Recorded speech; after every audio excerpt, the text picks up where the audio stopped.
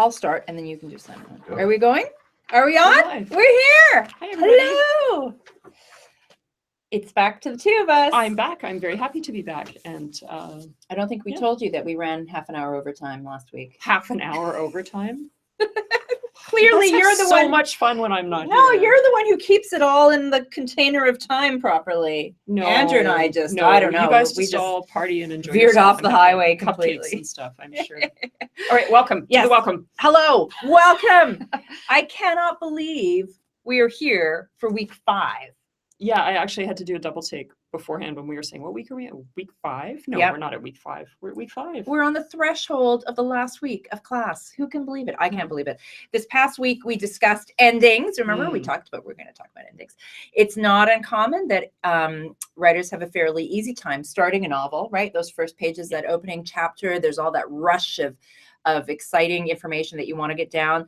But it's so hard to figure out the ending, usually. I mean, sometimes you have a project where the ending, you know the ending right away, but most of the time, I've never had that. You're struggling. Yeah, neither have I. So we discussed common issues writers have with endings and explored our tools of analysis, which lots of people found really helpful. A list of questions you can ask yourself to identify the main elements of any novel, including your own, and how the novel is working. And I think this goes a long way. These tools of analysis go a long way to kind of demystify what novel structure is and how novels work. Because when we're reading them as a reader, they sometimes just seem like this big ball of magic that we're delving into, right? That's right. We're not necessarily looking at how things are actually working and what the parts are. So this is a great tool.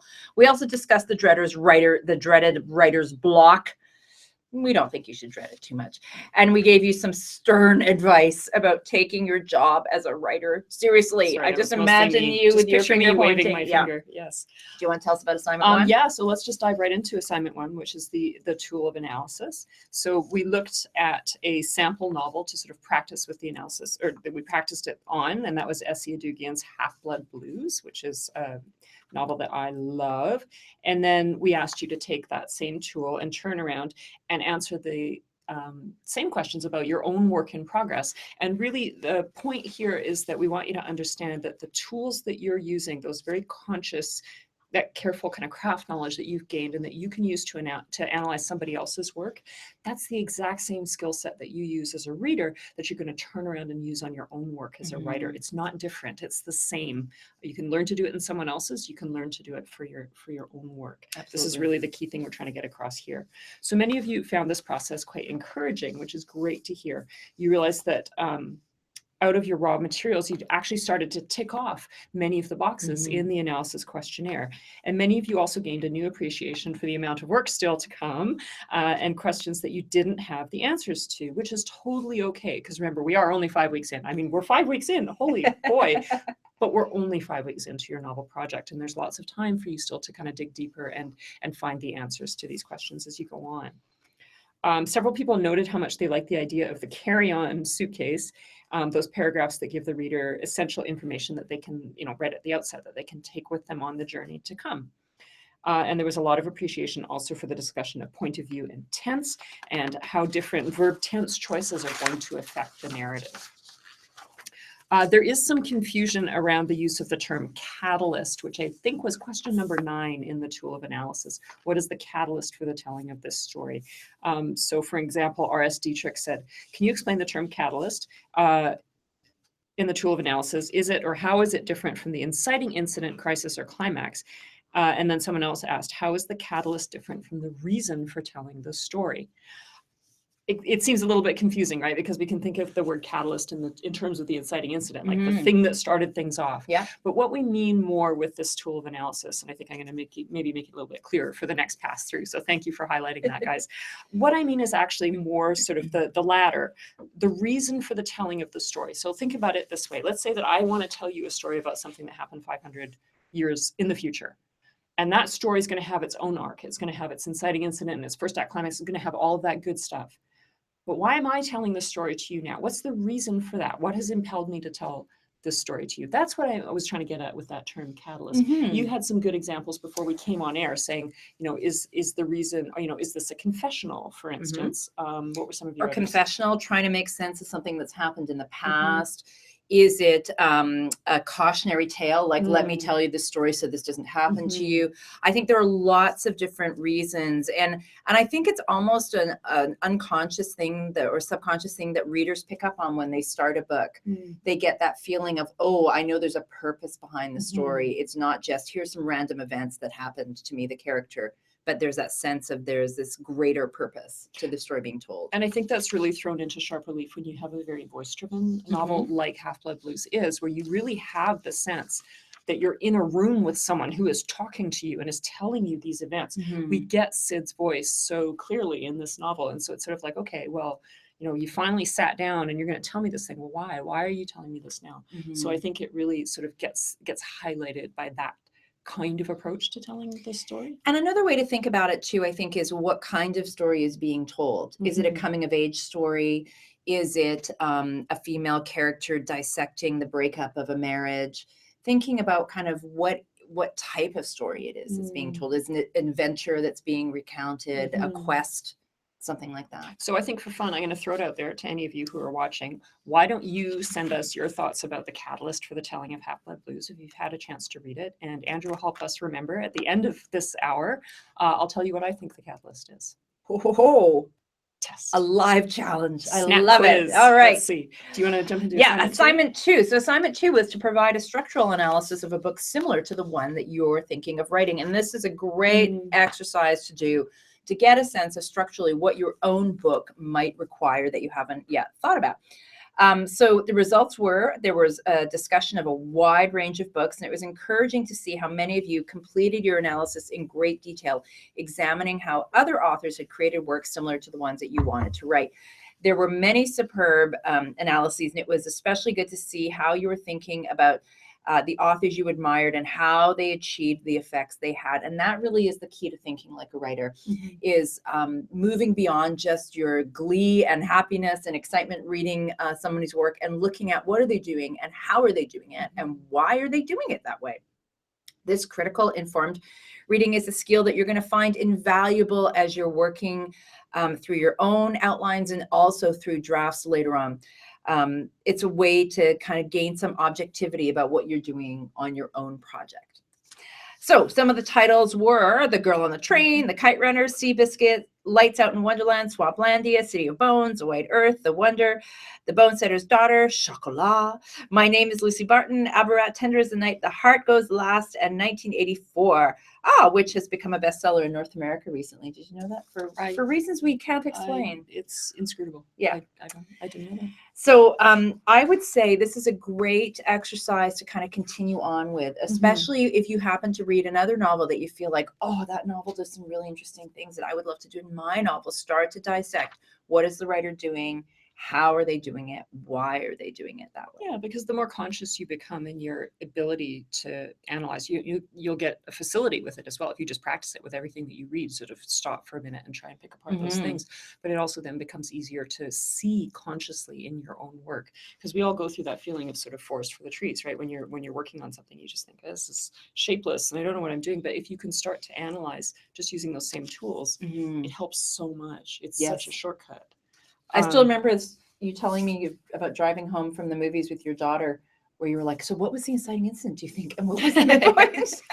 I'm really bad. At-home tutorial with Annabel. No, but you know why I did that was because my children used to get really devastated. Sorry, this is coming back to structure and analysis, but they used to get really devastated by children's movies, by Disney movies, because there's always that point, which we all know is the second act climax in any Disney movie, where it seems like everything's going wrong. Somebody has died. The princess is not going to get the prince. And they would get really sad and they would get really upset. So I sat the two of them down when they were like 4 and 6 and said, okay, this is how 3-act structure works. The second act climax, you know that part where you always want to run out of the room and you start to cry and you have to hug mommy and you get really sad? They're putting that there on purpose. That's called the second act climax. And they're making you feel really bad so that when there's a happy ending, you'll feel even happier. So when you start to feel that way, you have to say, ha, second act climax. And my kids still do that. And so it gave them sort of emotional. Oh, Andrew did the same. He did that with his kids too. So it gives them emotional tools, but it gives them analytical tools. And they're both good little storytellers. Child rearing through story structure. I think it's our next edX class. Do you want to do our first hangout?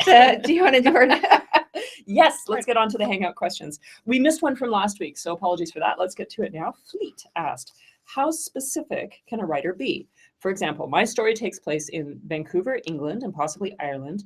Can I refer to dining in the central atrium of the Savoy in London? Or how about the Cobblestone Pub on Smithfield Square in Dublin? Both real places. And in the case of the Savoy in London, can the real life name Alex Mendham and his orchestra, who play there, be used? Or should he become Art Mendel and his orchestra? Bringing it closer to home, say an actual West Broadway Vancouver establishment, such as the Fairview Pub. Can I use the real name, or should I alter it to the Creekview Pub? And digging in even deeper, if my protagonist goes to the Fairview Pub on Broadway, can she refer to the actual real life servers there, Colleen and Cherie? Where do we diverge from actual life when we are placing our fictional characters in our familiar environments? I would say in terms of place names, it's absolutely fine to use the actual places, especially if you want to give the reader that little frisson of familiarity, so that if the reader has also been to the locations you've been to, they can feel like, oh, I know exactly what that room is. I know exactly what it's like. I think in terms of using actual people's names, that's where you want to think about what you're trying to do. So it might be that was a place you love to go and you want to pay homage to Colleen and Cherie, the world's greatest waitresses, in which case I think it's totally fine. And you would probably let them know beforehand, oh, you get a little mention in my novel. However, if you mention Bill, the bartender, who's also a child molester, that could be a problem. So you want to make sure that you're not inadvertently harming anyone's reputation or doing any kind of damage that way. In terms of in the Savoy, Alex Mendham and his orchestra, again, it feels to me that's almost like public knowledge. Like if I could go to the website of the Savoy and see that they play there every Thursday night, it's kind of out there in the world. I don't see any problem with using that person, the mention of that name. Yeah. So long as you're not going to go ahead and then libel. I'm looking at Art Mendel, sorry, Alex Mendham, as long as you're not going to go on and, in the way in which you were just describing, sort of attribute something fictional to them that could be harmful to them. But no, I mean, I think there's something actually really thrilling. I remember the first time I read Obasan, which was set in Vancouver, and that was the first book I'd read set in Vancouver. And I remember thinking, I've been there. Like the books I'd been reading all my life were set in New York and London and famous real places, right? But nobody'd said anything in Vancouver. And it felt so amazing as a sort of young reader and writer to sort of say, hey, I can set stuff here. I can write about here. This place is worthy of writing about. It's really cool. And I had an experience when I was writing my first book, Dead Girls. I had a story that I did a ton of research for about a forensic odontologist working in Vancouver on the missing women. And I actually went and met Dr. David Sweet, who is the leading forensic odontologist, not just here in Vancouver, but in the world. And he gave me all kinds of amazing information about forensic odontology, which is when they look up bodies based on teeth. And in the end, I had to abandon the story because the story involved a forensic odontologist who sabotages an investigation. And I realized that people would read it, and the only person it could be would be Dr. David Sweet. And so I wrote to him and I said, thank you for all your time. I decided to scrap the story because I didn't want anyone to think that this was actually a story about the wonderful Dr. David Sweet. So I think that's where you want to think about how fiction and real life can perhaps rub up against each other in an slightly uncomfortable way. So just, I think as long as you're being ethical and not crossing that line, I think you're totally fine using real life places and people. Moving on, Lovia writes, I find that the more dramatic scenes with conflicts are much easier to write. I am having difficulty spitting up more quote unquote normal scenes that show life status quo with some activity. So sample scene, Salma has a job offer, but she feels bad for Altaf, who has to go job hunting in an alien country with language and prejudice barriers. Altaf feels helpless, but tries to muster up the courage and fixes an appointment. When his interview does not go well, he avoids Salma's questions, immerses himself in solitude, and dwells in self-pity. He starts an unnecessary argument with Salma and blames her for being insensitive. So the challenges here are dialogue. How much? What is the right amount of conflict using dialogue? I find it difficult to draw a balance. Should we stop there and then ask the rest of the questions, or should we go through them all? Why don't we go? And then show frustrations to explain the underlying frustrations of each of the characters without being too obvious. Both characters are going through turmoil, and it is possible for the reader to be able to empathize. Is it possible for the reader to be able to empathize with both here? Because ultimately, one of the characters is an antagonist, and the reader would be aware of it. Is it fair to expect empathy from the readers for the antagonist? Sympathy for the devil. Yes, absolutely. I think it's crucial, in fact, especially in this type of scene. So my first question would be, whose point of view are we in? Are we in Salma's point of view? Or are we in Altaf's point of view? And I think the other thing you want to think about is, what is the function of this scene overall in the arc of your story? So is this a scene that shows that relocation has been positive, but it is now putting a massive strain on their marriage because suddenly the power roles are reversed, where perhaps Altaf had the kind of head of household position before. Now he's struggling to find a job, and Salma is finding a job is much easier for her. If that's the case, then I think you've got a great scene here. So keeping in mind what it is that you want to dramatize overall, that what is the function of the scene, and then thinking about how you're going to show that. So if this is a couple that has up until now been very close, this is a scene where you might begin to see resentment slipping in, a subtle hostility. Maybe Salma feels like she wants to encourage Altaf, but Altaf perceives that encouragement as pressure. So you've got lots of opportunities here to show nuanced emotions between the characters, and high stakes emotions too. Absolutely. And in terms of dialogue and showing frustrations, I think what you're talking about here is to a certain extent subtext. And I see so much potential here. My gut is saying, yeah, this is a scene in dialogue where the two of them are not talking about, the thing that's under the surface, the thing that's actually going on. So we're going to see them sort of have normal interactions, see the tension start to bubble, but maybe it's about, hey, how come you didn't run the dishwasher this morning when I asked you to turn it on before you left for the day? Well, how come I always have to run the dishwasher? And, bubbling away underneath that can be, you're settling into this country really easily and I'm having a really hard time and you're not appreciating that. You do that through dialogue. And the wonderful contrast between what's spoken and what's unspoken, I think, can really be brought into sharp relief through dialogue. So I would say don't skim. I absolutely agree. I think subtext will be key here.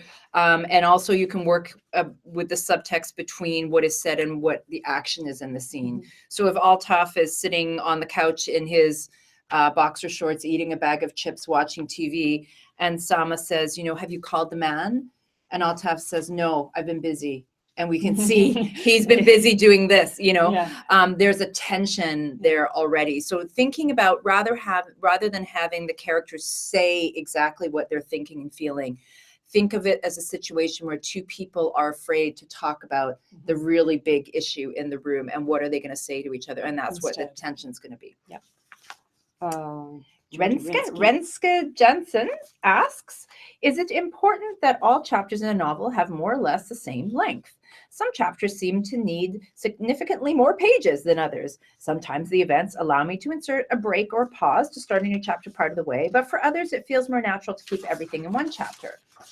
Chapters need to be like mini stories with a flow from beginning to end, right? So is it a bad thing if some chapters have 6 pages and others have 16? No, not at all. For me, I think that there is room for lots of variety. I wouldn't want to tend to give any kind of sort of guideline or rule for how long a chapter should be or the consistency between them.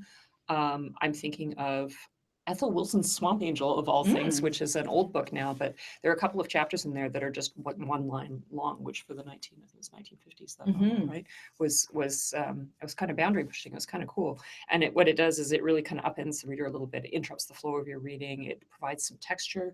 Whereas if you have all of your chapters coming in at a nice sort of hypnotic 10 pages, and they always start in this place and they always end in this place, and you're going to bore the reader with that after a while. So I think mixing it up is not a bad thing.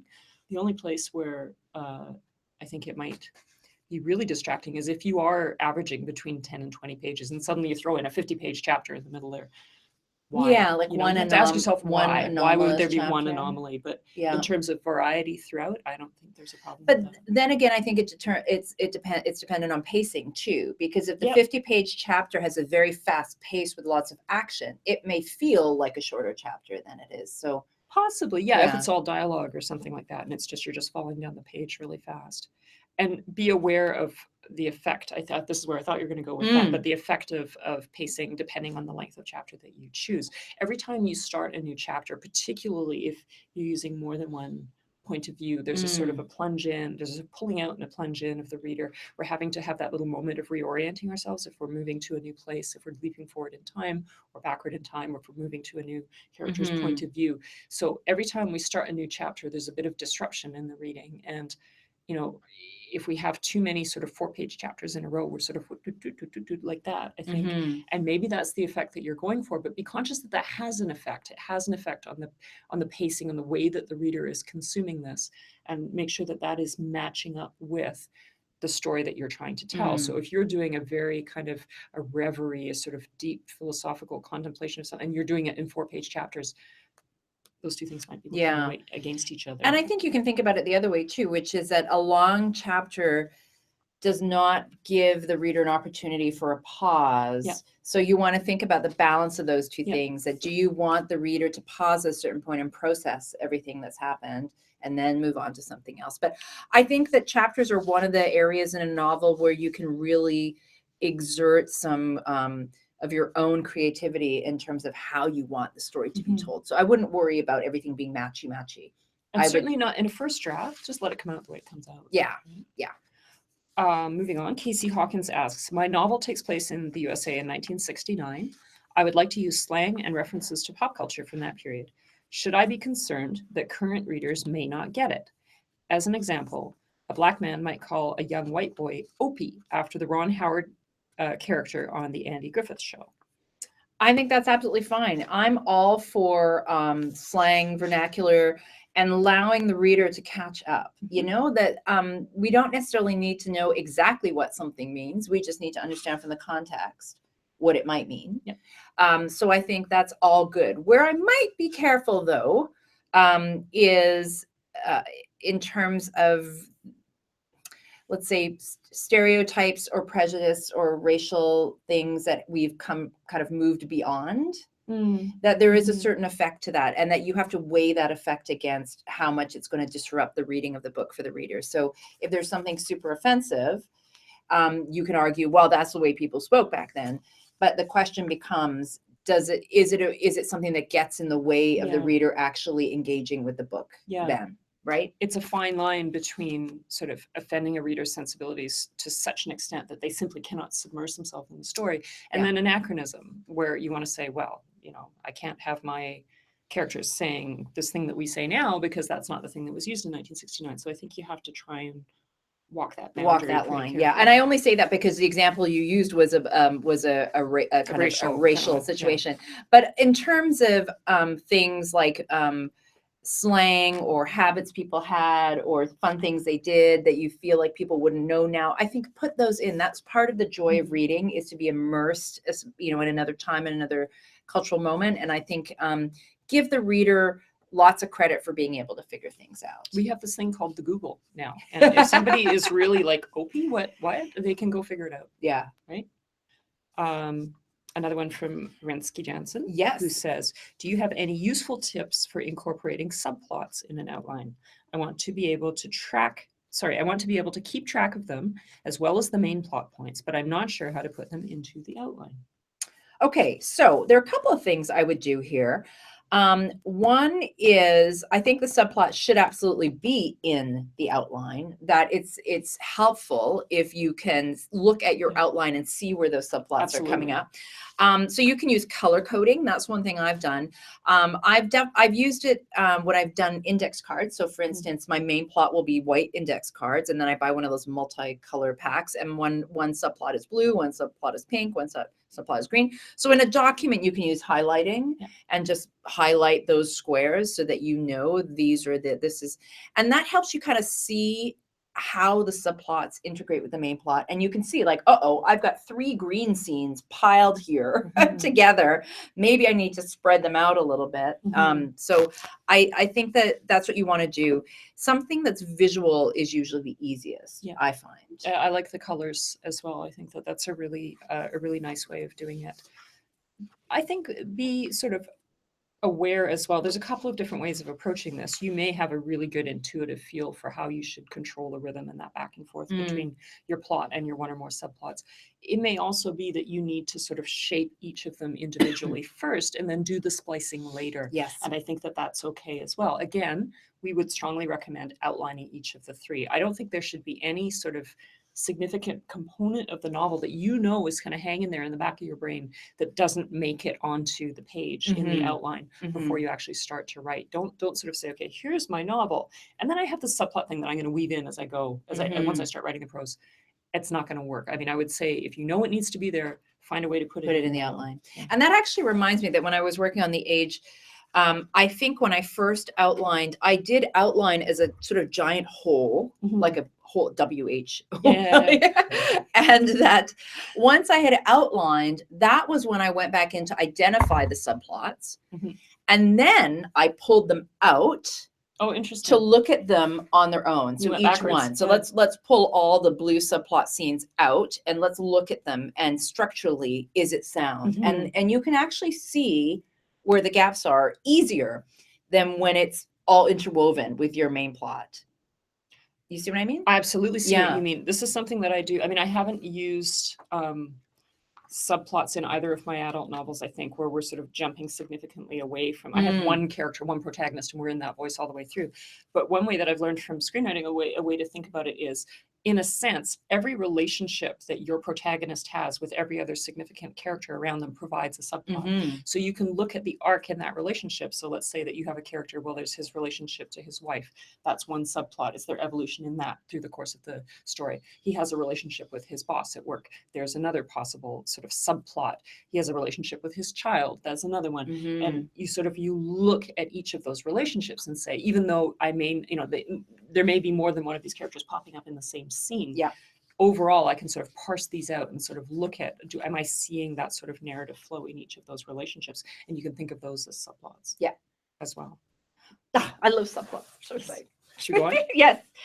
Gary Wayne Darty asks. No, you missed Lori Dro. Oh, I missed Lori Dro. Oh, yes. Lori Dro writes, present tense is used in a number of fairly recent novels, The Hunger Games, Divergent, and I've read that it's considered a bit of a fad these days. What is gained by writing in present tense? What is lost? I write in the present tense when I write my journal to give immediacy to my writing, but in telling a story, I almost always use past tense. What are your views on the use of present tense in a novel? It's an interesting question. There are fads in writing, and I think the second person is maybe one of the biggest ones. It's funny, I very much associate, people of our generation, shall we say, we associate this with the 1980s, like Jay McInerney, Bright Lights, Big City. Like there was a fad for it. All the cool kids who were publishing in the New Yorker were writing in second person. Then it kind of went away for a while. And then I started seeing students using the second person again. I was like, that really is, to me, that's very Jay McInerney. And they're like, Jay who? So it's sort of rolled round again, and they seem to have discovered it for themselves. Having said that, for me, I don't consider present tense a fad so much. I mean, I think it's been around with us for quite a while. I do think that it accomplishes something different from past tense. And the way I would summarize that really quickly is past tense to me has a little more authority. So you're saying these events that I'm telling you about, they're settled, they're done. I am interpreting them for you at a sort of distance of time. I've had time to think about this, and I'm going to tell you about this thing that happened long ago. Present tense gives an illusion of immediacy. It gives an illusion that we're sort of really plunged, we're submersed in there. A lot of voice-driven stuff is done in present tense, and unreliable narrator can slip into present tense because it's like, I've had no time to sort of process this. So you're with me, right, as we're experiencing it right together at the same time. And so you sacrifice that sense of sort of maturity and thoughtfulness and authority, but you gain a bit of an immediacy. Yeah, for me, it's all about perspective, that in present tense, what you are giving up is any ability to have perspective on what's happening. You are in the events of the story, and they are happening. And so what you give up as a writer is any ability to reflect and add that layer of insight or wisdom in a meaningful way. Otherwise, what happens is it pushes plausibility. It's like, you know what, while they're hiding from those guys hunting them down, I really don't think this character was thinking, oh, blah, blah, blah, blah, blah, blah. Although I have to say, Alice Munro, who is a master of a great many things, she has a great knack for sort of sneaking in there a paragraph where she'll say, years later, Laura was to realize that. The flash forward of insight. The flash forward of insight, and then brings you back to the present tense. I don't think that you can get away with that too often, but Yeah, maybe not if you're not Alice Munro. unless you're Alice Munro. Yeah. But past tense has that retrospection Yeah. to it, so that and many stories it just makes sense to use past tense.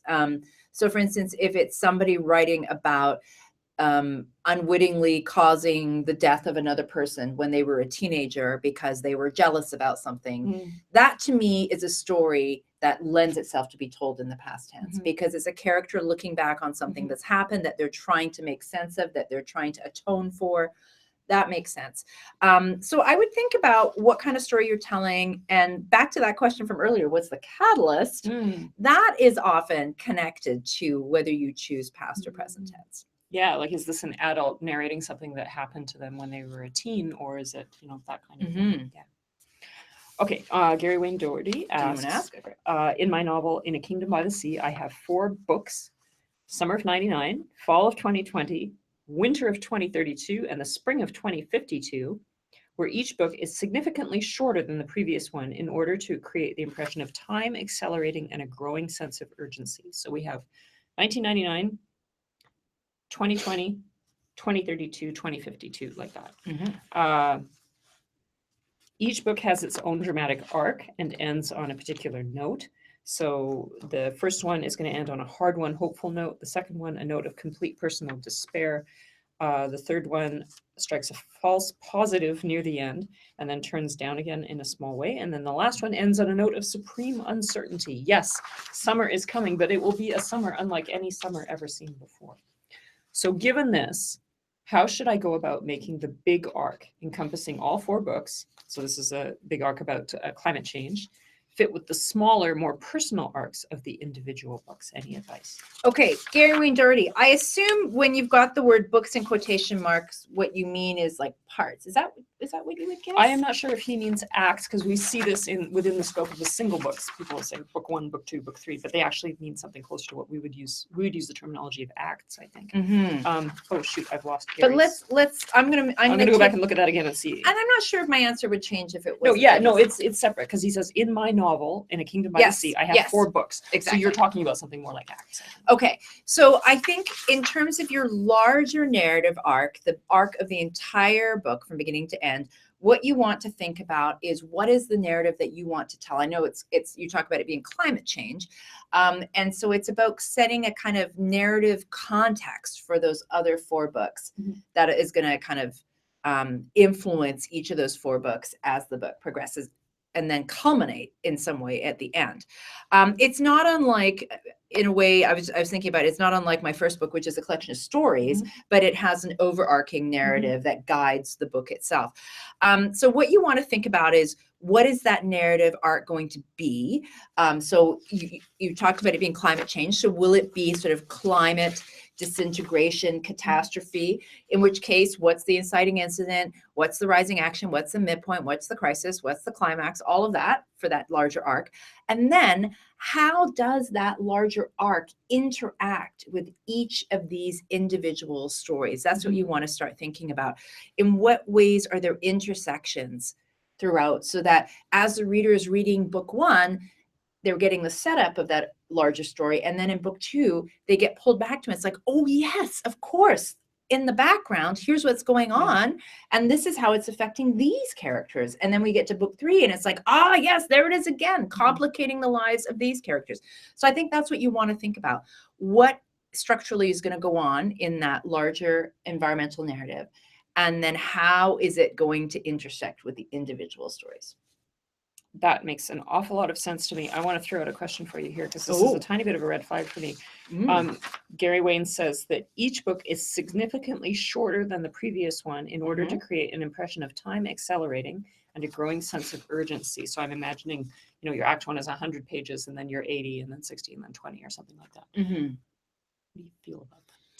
Because my gut is saying something to me about that. Oh, what is your gut saying? What is your gut saying? It worries me a little bit. And I'm concerned that, it's something that you're going to want to just put pressure on, I think, as you're working on your outline. It's not that I'm saying, no, don't do that. That's a terrible idea. But I'm saying, here would be my concern with that, looking at that larger structure, that you're allowing your reader to get deeply immersed in that first book, the first act. You're allowing them to really sink in and get into this world. And then you're giving them succeedingly less space to do that. So that by the last one, I'm thinking that in a way, that's going to be the furthest in the future. It's going to be the most alien world. It's going to be the strangest world. And you're allowing me the least time there. So I, as a reader, am thinking, why don't I get to submerge myself? I understand that you're trying to come up with almost an effect, like a special effect of speed by shortening, but I wonder at what cost. I wonder if you're preventing your reader from really getting immersed in the successive worlds. And I'm wondering if there might be a little part of me that might say, did the author just were they not as interested? And that's why they didn't give as much space to these? Weigh for yourself the value of that sort of accelerating speed. And I think there's other ways that you can do that by sort of varying the lengths of the scenes as you get closer to the end until you're getting to very fractured, very minimal scenes, but don't necessarily cheat us on the length of the books, because I sort of feel like 1999, yeah, I know that world, that's familiar. You're going to sort of highlight the things that are going to be seeded, that are going to be important for what comes later. But my curiosity, when I look at your synopsis, what I'm curious about is the world to come, the world that I don't know and that I haven't seen yet and that you've sort of created with your imagination. So there's, I don't know. Interesting. Okay. I think it's interesting. I think we have maybe similar concerns, but in an opposite way. Oh, he's given us the page numbers. Yes. I didn't even look at that. I would actually be more concerned about the first section being so long. Okay, I said 180, 60, 20. Actually, we're talking about 400, 250, 150, and 75. Yeah. That's, yeah. 250, 150, and 75. That feels fine to me. 400 is a lot of pages. It's a lot of pages for a reader to invest in and then switch gears. So I would think about that a little bit. Yeah, like if we were going 200, 250, 150, 75 or something like that. Mm-hmm. I want the world I don't know. I don't want the world I do. Now you're writing for Gary. No, I'm not. And I don't mean to. And if you have really given this a lot of thought and you are convinced that you're on the right path, go with it for sure. I'm just going to say, ask yourself those questions and make sure that you have good answers. One thing I do like about the shrinking narrative lines, though, is that the accelerating the pacing and upping the intensity and pressure as you progress through a novel is good. Is good. Yeah. Right? Act 2 into Act 3, things get tense and pressurized. That's a good thing. So I'm more concerned about a long beginning. That's what I'm more concerned about. I hear you. We should go on. Yes, Renske Jansen asks, I'm struggling with how to give structure to the sequels in my series. The inciting incident in book 2, for example, is basically book 1. Book 1 ends with my protagonist leaving on a journey, and book 2 begins with her on that journey. So the inciting incident happens before the first page. I'm not sure how to work with that limitation in the structure of the book. Do you have any tips? Go read a series that does this. What comes to mind immediately is Miss Peregrine's Home for Peculiar Children. That is a trilogy which ends with, so it's a speculative novel, and it involves time travel and all kinds of things, and it involves our protagonist arriving on an island where he's going to discover the world is not what he thought it was, and he meets all these characters and realizes he has all these powers, and then they have to escape this island because the monsters are coming to get them. And that book 1 ends with them getting on a boat and leaving. And book 2 begins with them on the boat, carrying on that journey. And I would take a look and see how that's accomplished. There's going to be a little bit of catching up to do for the reader. As you want to sort of go into book 2 saying, okay, let's assume what happens if my reader hasn't read book 1? Are they going to be able to read this thing as a coherent whole? I like to use that and sort of say, write that book as though it had nothing to buttress it. Otherwise, why is it a freestanding book? It isn't. Right? Well, sort of think about what's implied at the opening there. I was just going to say, because for course 3 that we're working on right now, we did a whole bunch of interviews with editors and agents and talked specifically about series novels. And the one piece of feedback they all had about series novels is nobody buys a series. Everybody buys book 1 because it is amazing, and whether or not it's going to be a series depends on how well book 1 captivates readers and engages them. So that you can't have a series where you say, well, nothing much happens in book 1 because it's just the lead up to book 2. So book 1 has to be its own structural thing. It has to have its own inciting incident, its own rising action, its own crisis, its own climax, all of that, and then also be the setup for book 2. You know, the way that I like to think about it is each book is going to be another challenge, another distinct challenge for the main character. How does book 1 prepare the character to be who they need to be to face the challenges of book 2? And then I think, you know, book 2 needs to have its own inciting incident, rising action, crisis, climax, etc. It needs to be able to stand on its own as a story. So it's not like you're writing only one big story that takes 3 books to tell. You're actually telling 3 self-contained individual stories and one big story that takes 3 books to tell. If you have a problem in your book that you think you need to write another book to solve, you haven't solved it. You've got to solve it within the confines of the book itself, right? And that's the same for the second book in the series too. I thought it was really enlightening actually talking to those editors. You reminded me of it. They don't buy 3 books at once. They'll buy the first one and see how that goes. So you have to assume that each of these books is going to stand on its own merits. Where are we? Margot Sprunk asks, Margot Sprunk. The novel I am working on is the second in a trilogy. Question 5 of Tools Analysis talks about packing the reader a carry-on, and I'm wondering how much to cram into the suitcase. It's as if we knew this question was coming. I expect to include the who, what, where, when of the current story, but I'm not sure how much to include on the signal events in the previous book that will echo into this one. Are there rules about how readable subsequent novels in this series should be for readers that haven't read or have forgotten the precursors? I think we sort of spoke to that just now already. So yeah, they need to be free-spanning. I would say look at a bunch of novels in series. Look at those book 2s and see how they do it. Go look at Twilight. Go look at, I don't know what the second one's called. Go look at Harry Potter. Go look at, you know, Miss Peregrine again. Series, any of these sorts of series. And especially if you haven't read the series, start with book 2 and see how that's done. If you have read book 1, yeah, I mean, it makes sense to say, okay, there's going to be a subset of my readers who are already familiar with this material. And then it's like you're doing a bit of like when you're watching a TV show. Last week on previously on Game of Thrones, and there's that quick little recap. You're necessarily going to do a quick little recap. And by book 7 of Harry Potter, if your readers come with you all that way, they know that stuff pretty well, but you're still going to put it there and it doesn't hurt anybody. Yeah. And I would say, don't look at book 11 or whatever it is in the Outlander series. You know, don't look at a series that's written by a hugely famous author who has millions of fans worldwide and really doesn't care if, you know, because everybody has been following the series up to this point. You know, if this is your first these are your first published books, a publisher is going to scrutinize your book 2 in a way that no one is going to scrutinize whatever book Diana Gabaldon writes next. So it has to be stronger. It has to have what readers need. So I would look at, you know, look at writers who are writing their first series. I think Harry Potter is a really good one because she was not, you know, by book 2, she was not hugely famous at that point. And so she still had that pressure to, you know, book 1 was great. Over the course of, I think it was a couple of years, was it not? That thing took off. But meanwhile, she's writing that book 2, not knowing if she's going to find a publisher, not knowing, you know, what's going to happen with the series. So, you know, there were that pressures on her with the opening of book 2. So I think that's not a bad one to look at. We have another question from Margot Sprunk. 2 questions about the tools of analysis. I'm wondering if this is the place to work out symbolism, as I suspect it might appear forced if symbols or objects are brought in at this early stage rather than allow them to flow out of the writing and be enhanced during revision.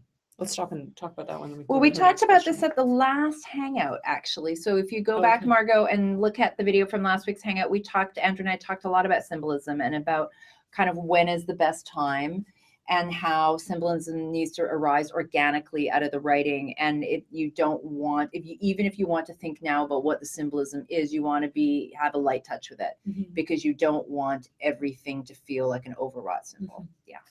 And then her second question was also, I'm wondering if questions on the line of, did you care what happened to the characters? And if so, why? Or what kept your interest up? Do they have a place in analyzing an outline? It seems to me that establishing that connection between the work and the reader is key to creating a story that people will read all the way to the end. Or is this a difficult thing for a writer to determine at this stage? Margo, are you referring to thinking about your own outline? Because I'm not sure that the writer is the best judge of whether a reader will care about their characters. What do you think? I wonder if she's talking about incorporating that into the tools of analysis, if that should be a For question another book, that you for somebody use else's when you're book. analyzing somebody else's book, and if there's a way, I guess, implicitly then to turn it back on you when you're Mhm, analyzing your own work. Sure. What I mean, I kept your think if you're interest- interested as an author, if you're interested enough to carry on with the project and keep writing it, if Mhm. you're passionate about it, that's all you can do. And hope that that passion will get found by a reader somewhere. I don't think that you can control for that Yeah, I mean, it's a tough in one. a clinical way. I think you can definitely look at other work and ask yourself, what did I as a reader find interesting about this, and how might I do that in my own work? I think you can definitely ask that question. But I do think, my goodness, there's just Something's happening problem outside outside the door. Shh, maybe I'll just go. Yeah. And we're just going to tell them to be quiet. Sorry about that. Sorry, poor guy just dropped something off his trolley. But the question of in reference to your own book, will other people find this interesting? I think that is a one of those like cat chasing its own tail questions. You can't know, it's not something you can know until you show it to other people. But one thing you can ask is, do I find it interesting? Well, that's the thing. Is it obsessively compelling to me? And if it is, then I think that there's probably something there for other people. If it is, then that's enough. And Yeah. I think in a way, it's sort of, you can let go of that question of other people. I don't know, when you're writing, do you think about Never people reading it? Do you think, oh, I wonder if anybody else will be interested in this? I confess, maybe incredibly narcissistically, I never think about that. I think, am I interested? And then occasionally I will think of other authors who I really admire, and I play a little mind game with myself. And I say, especially if I'm feeling like, oh, I don't want to write today, that's going terribly today, I think, all right, if William Trevor is going to read this next paragraph, so make it good, Lyon. And I'll play that game with myself and sort of think, and as a way of sort of giving back to those writers that I've really loved. I think, what if, and it doesn't matter if they're dead or alive, what if Oscar Wilde was going to read these next couple of pages, as a way of me saying, my God, I love your stuff. I wish I could give you something that would make you feel the way I feel. I think of readers in that sense as a way of sort of keeping the bar high for myself in terms of, are my neighbors going to enjoy this? Is everybody in chapters going to like this? Am I going to make number one on Amazon? No, I don't ever think about that. I think of it more in terms of, is the book that I'm writing a book that if I went into a bookstore and picked it up off the shelf and opened it up and started reading, I'd be like, oh my God, I've got to buy this book. That's the kind of bar that I try to set for myself. Yeah. And I find it a very difficult bar, but it, at least I feel like if this is a book that I couldn't put down, then odds are it's going to have a chance at being a book other people can't put down. But I feel like if I try to write a book that other people can't put down, I'm going to shoot myself in the foot. I don't know why I think that, but I do. Yeah. But I think it's almost, for me, it's almost like saying, well, I'm going to write a book that the market wants. Well, I see that, vampires are popular these days, so I guess I better write a vampire book. If you don't really care about it passionately, it's going to come through in writing, and it's not going to have value. So in a way, trying to sort of please the generic sort of obscure fictional reader out there and say, I'm going to please the reader. Well, who is that exactly? Yeah. No, you please yourself. And I think the passion there will show through. We are at Kate Sal. Are we running out of time? Oh, we're running out of time. Okay. Hi, Nancy and Annabel. My novel is set in a near future where people are no longer free to travel or communicate. The internet does not exist anymore, at least not as it is now. I wish. It sounds like heaven. It's kind of going back in the past where you had to relate to voices to know what was really happening in the world. And this leads my character into fighting a possible conspiracy. At first, I was planning to build a whole new world with new mobile devices, new cars, new drugs, different habits. And now I'm afraid all this world building is kind of distracting from the main story. So my question is, would it be better, since we're talking about a very near future, something like 2040, to leave things like they are, except for the change in communications and international laws, without changing life habits or introducing new inventions that I'm afraid would appear kind of absurd in the end? Or is it better to venture into a new world construction? I think, well, this is very interesting because here we are in 2017, so 2040, 23 years. 23 years. I would go back 23 years in our current history and look at what's more. Is it more different or more the same? I would guess it's very much What a the neat same. idea. I love that. You're not moving that far ahead in history, so I mean, I think this is a matter of taste, and it's almost a question that I want to turn back on you and say, Kate Sal, what do you think? But, you know, I think there is definitely something to having familiar aspects of a world too, that, you know, it's not that much further ahead. And you're going back to what, I'm terrible at math, 1990, 94, 95, 96. Go to take a look at the opening of Rick Moody's The Ice Storm, where he is writing in the 1990s and he's setting it in the 1970s. And he starts with an almost direct address to the reader and says, here's everything from the 1990s that you're not going to see in this novel. And he lists off all of this stuff. It's a little bit of a smart ass move, but it's also, it's interesting because it is that same kind of 20-year difference. And I think that what you just suggested is amazing. And I'm also thinking of the film Children of Men, which again is like futuristic things of everything has changed in the world. And yet so much of it is familiar, cars, buildings. It's got a lot of familiarity, which makes it feel like the future is closer than you think. There's my ominous proclamation. Should hang it. Jess Vack writes, given that this is a course about outlining and structuring a novel, I think I know your answer to this already. Does an outline need to be as complete and detailed as possible before we start writing? Yes, it does. I have the skeleton of my outline complete, but there's a lot more to fill in. I'm asking because I realize that it will be some time before I have a finished outline, and I am impatient to be off and running with my writing. And I think we hear that a lot from learners, don't we? Am I right that you would caution me against starting on the writing in earnest until I have a substantially complete outline? I think I'm a little worried about losing momentum. Any inspiration or advice to offer? I think you're probably going to be more sticklery on this than I am. Is that a word? Sticklery? It is now. To my mind, you can always go back. So I guess I feel like if you feel this raw urgency to get started writing the novel and you feel like you've got a sense of what's going to happen and you desperately want to start, go ahead and start.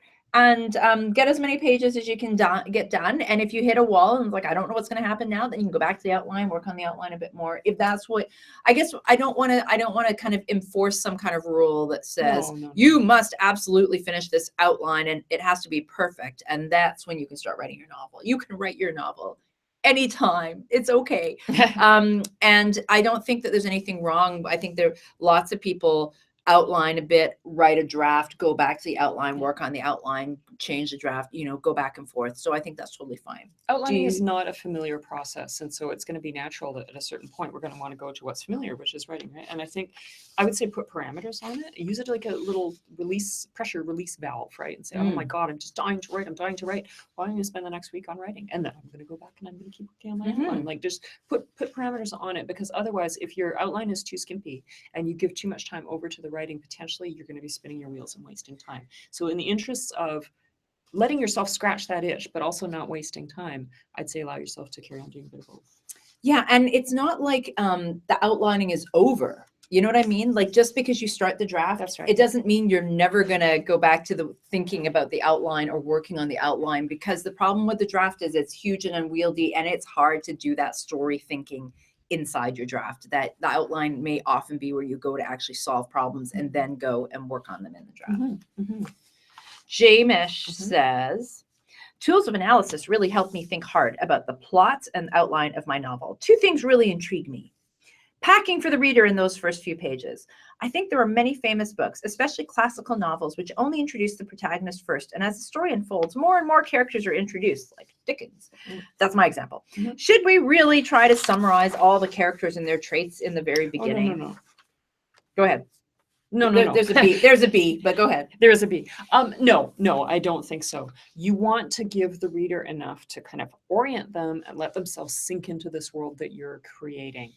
It's not that you have to answer every question preemptively, that you have to, how would you do that? Explain the whole world before they get a chance to get into the world. You're trying to give them a little bit of an easy entry in. And so I think you want to give them, this is why I'm saying it's a carry-on. It's not a suitcase. It's not a duffel bag. You're not stuffing everything in there, but it's enough that the reader can kind of say, okay, I'll go with you now on this journey, and I'll let you sort of introduce more stuff to me as we go along, because I feel like I have the basic grounding that I need in this place. We're flying Ryanair, not Air Emirates. Yes, that's right. And if there's something essential that I'm not given, like where's my seatbelt? I've got a problem with that, even on Ryanair. You know, Yes. I don't know who my protector. Like, when are we roughly? Is this the 18th century? Is this the 21st century? If I can't tell that, there's a problem. And it's degrees. So But for it's instance, degrees, absolutely. that if you've got a character and I don't find out until chapter 4 that the character is married, and being married is a big part of this novel, that's a problem. Yeah. But I don't need to know who all 8 main people in this character's life are in chapter 1. That's right. Right? That's right. Recurring theme. And then recurring theme was the second question. What's the significance of recurring theme? How strong maybe should these be, or should we really have one? How important is it to the structure of the novel? You're the theme lady. I'm not sure what if I feel like that moment in Princess Bride when I want to say, I'm not sure if that word means what you think it means. I don't know that you can write a novel. Okay, I'm not making fun of the question. It's just, I think maybe you mean something different by theme than what I mean. Like by a recurring theme. motif, maybe? Yeah, like if you're talking about motifs, that sort of comes back to the imagery, symbolism kind of question. What I understand by theme is really the substance of your novel, the thing that you're writing about. And it's so key to the novel that if you pull it out, there's nothing left. You know, it's really the meaning. It's the meaning. It's the thing that your book is about. So if I am, I don't know, I'm trying to think of a good example. If I'm Katharina Vermette writing The Break, and we say, okay, but you're going to take away the theme of racial tensions in the North End of Winnipeg. What's no left? novel. There's no novel left. I mean, that's what that book is about. So what is the significance of recurring theme? I mean, it's the idea, and theme can evolve through the course of your novel, right? We can start in one place and gain a deeper understanding and end in another place. But it's the idea, for me, it's the thing that I'm reading for. It's the thing that I'm writing for. It's the thing that I have as a writer to say about the world. You know, this is what I know, and this is what I can offer. So how important is it to the structure? But it's also, theme is inextricable from character, right? Like the reason this character is going through this story is because ultimately at the end there will be a meaning to it, that the reader will not just feel like, oh, I read about a character going through a series of events. They're going to say, I read about a character who went through a series of events, and the result is that I understand X, which is going to be the theme. Yeah. I wonder if this is a situation where, Jamesh, can you give us an example of what you think of as a recurring theme in another novel, in a novel or a movie or a TV series, and we can talk about that specifically, because I think maybe we may not be even answering Jamesh's question. I mean, I'm wondering if I didn't mean to be mocking at all. I think maybe you're using theme in the sense of motif, the way that Nancy was talking about, and I think I'm understanding something different by it. In terms of the relationship of theme to structure, I would just say you want evolution in your theme. If your theme is capital punishment is wrong from the first page of the book, and all the way through this book, I'm going to show you all the ways in which capital punishment is wrong, and the conclusion at the end is that capital punishment is wrong. Okay. I want a sort of deeper I mean, you may start and end with those, but you want to take the reader on a journey to get to the end. You want to take us somewhere new. You want us to understand, oh, I never actually thought about it from that aspect, or I was never, my own sort of convictions were never kind of pushed against. I was never forced to wrestle with. So you want to see some development in the theme in that sense, like a deepening. Well, and that's what provides the structural kind of impetus. And that's very much, in terms of character, the internal journey of the novel, that emotional journey. Yes. What is that character's belief system at the beginning? What is the character's belief system at the end? That belief system at the end is directly connected to whatever the theme or the meaning of the story is. That when our character gets to the end and says, it's going to be so difficult to live without my wife, but I'm going to do it for the sake of my kids. And maybe that's the theme of your novel. Sometimes sometimes the most difficult thing in life is actually to continue living, and maybe that's the theme. So you want to think about how that internal journey through belief systems might be connected at the end to the theme. Linary writes, I had been advised before the course to write my novel in third person past tense. But increasingly, I'm hearing the distinct voice of my protagonist, and in many ways, I feel the novel would be stronger if written from her point of view. I am definitely influenced by my favorite novelists of the moment, Elizabeth Strout, and my name is Lucy Barton, and Elena Ferrante in the Neapolitan novels, My Brilliant Friend, etc. I know they're at the top of their game, but would it really be a mistake for me to write in the first person? Any advice welcome? No, absolutely not. You should try both and go with what you feel is right. I would say this is, again, a purely creative choice on your part. So what feels like it gives you the most access to the character, what feels the most natural, what feels the most organic, what feels like you do it and you're in the story. That's where you should go. I would eschew any external advice to choose a point of view or a tense. They're not writing the novel. Maybe if they were writing the novel, that's what they would choose. But I think you need to choose what makes the work flow best for you. Bearing in mind the aesthetic sort of considerations, what do you get from the one that you don't get from the other that we talked about earlier in the Hangout, and just take those into account and say, okay, if I can live with what I lose by going into first person, then go with it. Yeah. Bauden. And Bauden asks, Dear Nancy and Annabel, you run an awesome course. Thank you. I have told all my friends and want more. I'm sorry, is there a question here? Yes. I'm just basking in this comment. But you know, although I have a better plan plot than ever before and some better idea of theme and why things happen, I don't think I could have imagined it so clearly if I hadn't been 40,000 words into the book, which I now have to completely tear apart and rewrite, of course. My question is, how do you get the character voices clear enough in your head to plot if you don't write them and get to know them first? My characters often take unexpected U-turns and don't do what the plot says. Sometimes I bring them back on script and sometimes they convince me to let them run, which of course inevitably messes with at least the next plot point, but usually the character arc and the whole story. How are you supposed to control this? I know it sounds dumb. They're a feisty bunch and often won't do what was anticipated. Help.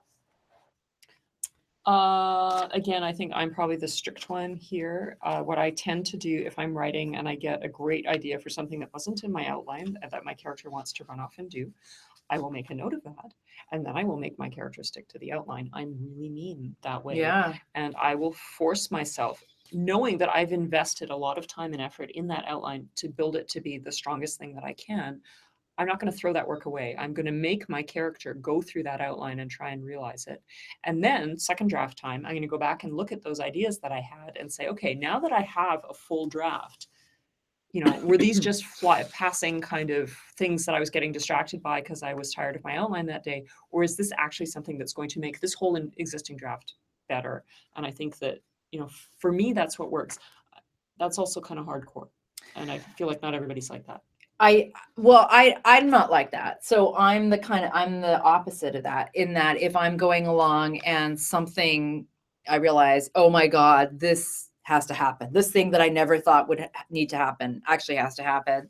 My situation is more like if you're building a house and you have designed the entire foyer around the fact that you chose these marble floors, and then you get a call and they say, sorry, that marble place in Italy doesn't exist anymore. You're going to have to change the floors, but changing the floors means you got to change the paint, means you got to change the wall color. But I change it all.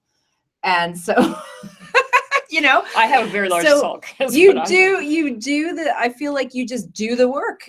So I guess it's what works best for you, and you can try, I think, both ways. Don't you think? You can try and experiment and see what feels best. If you can just make a note to yourself and move on, that's great. But if you can't, if it nags at you and you feel like you need to change it, yeah, you do need I guess. And then you write on, and then do you redo your outline to sort of reflect that change and then come back? I don't go backwards. I just go forward. So let's say in the middle of my draft, I realized I had planned for a character to do X and instead they're going to do Y, and them doing Y means the last 150 pages, a whole bunch of things need to be changed. No, I don't mean going backwards, but I mean, we're looking at where you are in your outline, where you deviate and then say, okay, so I'm not doing that outline. So I need to redo my outline from this point to the end now so I can carry on going forward with the plan. Do you do that? I would probably write until I got stuck, and then I would just figure it. So I would just fly by the seat of my pants for a while until it would be like, what did I do? I'm in a total mess. Then I would say, okay, time to go back and rework the outline and figure out based on the previous outline and where I want to go now. There's no right or wrong way. I think that's the key. Definitely we've interviewed authors who have talked about writing 10,000 words, 20,000 words first to get a feel for the voice and get a feel for the character, and then outlining. The majority of them, I think. Actually. Yeah, a lot of people, to just get a sense of like, who is this character and how do you get into them? I think that's a great thing. people do it all different ways. You know, there are authors, very successful authors, who don't write a single word of manuscript until they have an airtight outline that's been approved by an agent and all of that stuff.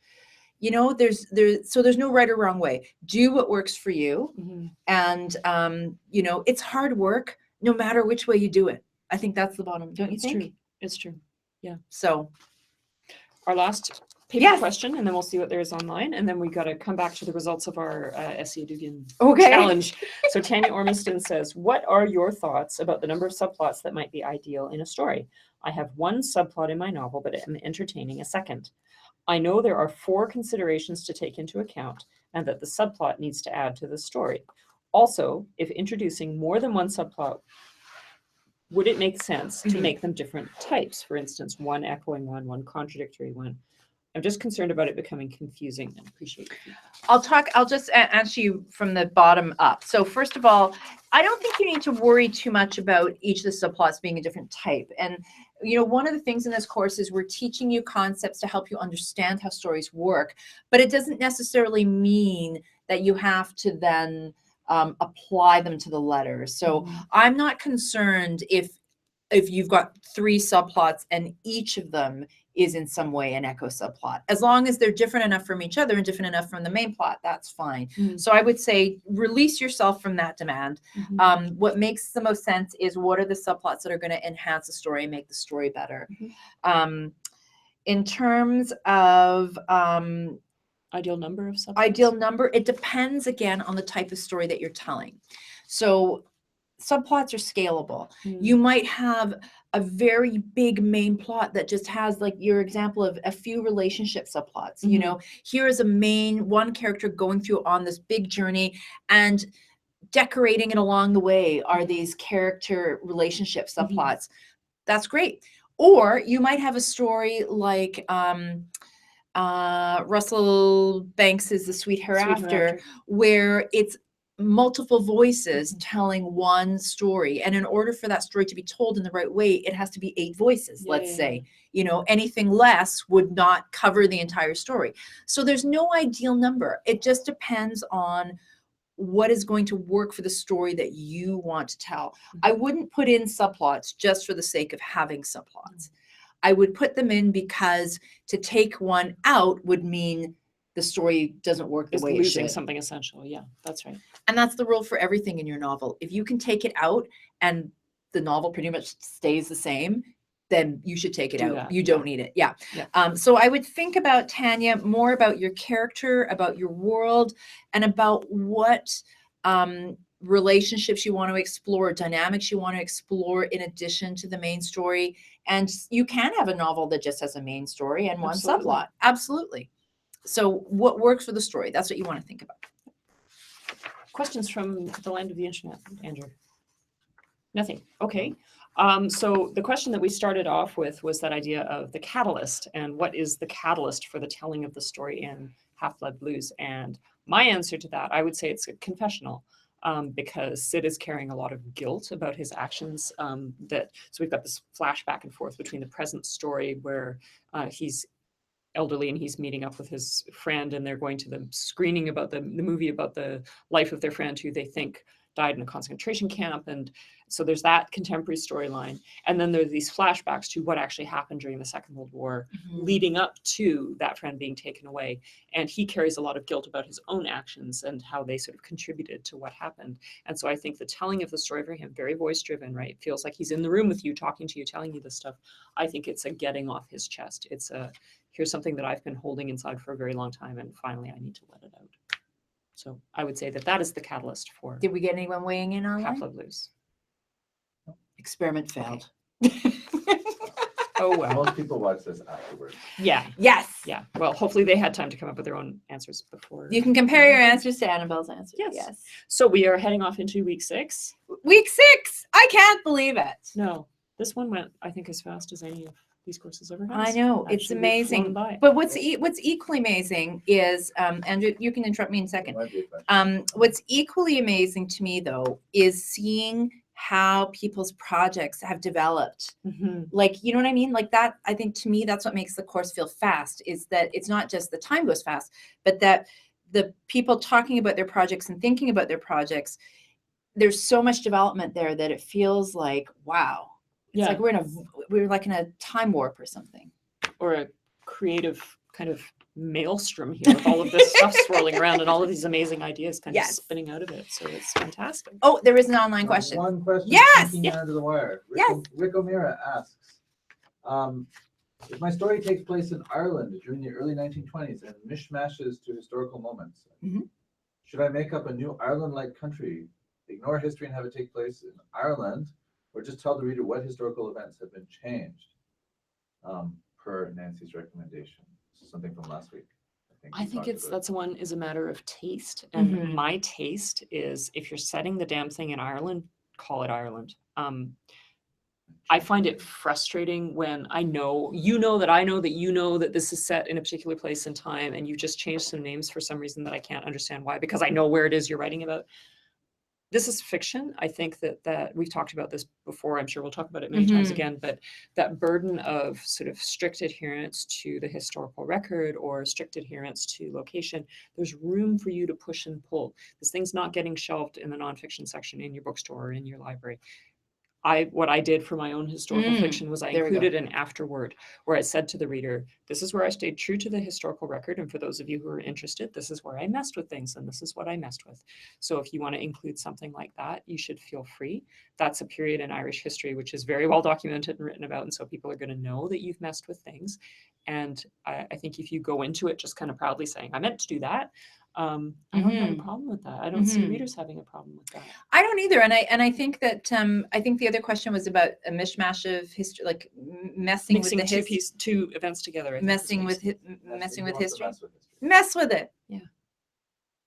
I think people love it when you mess with history too. So go read Wayne Johnson's Colony of Unrequited Dreams. Go read Thomas Trophimus, Waiting for Columbus. Yes, I was just thinking these guys are saying Inglorious Bastards, which I have not seen, but I know.